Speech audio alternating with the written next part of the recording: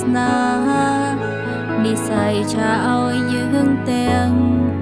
ពីរជួបគ្នាពេលនេះយើងបានកាន់ដៃគ្នាសន្យាថានឹងមើលថែមិនបែកគ្នាតើមាននំផ្សងយ៉ាងណាមិននឹងស្មានថាមានថ្ងៃនេះ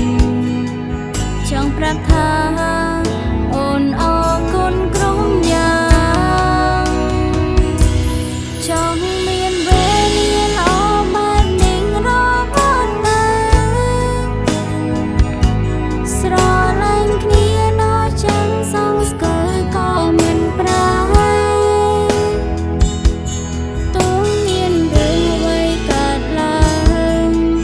ក៏អូននៅតែស្នេហ៍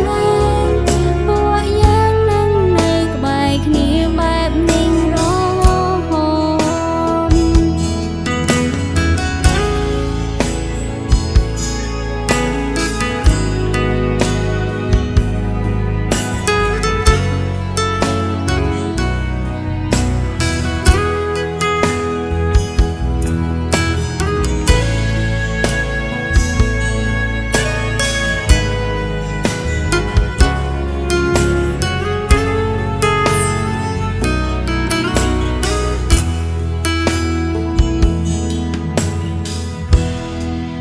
ពេលនេះយើងបានកាន់ដៃគ្នា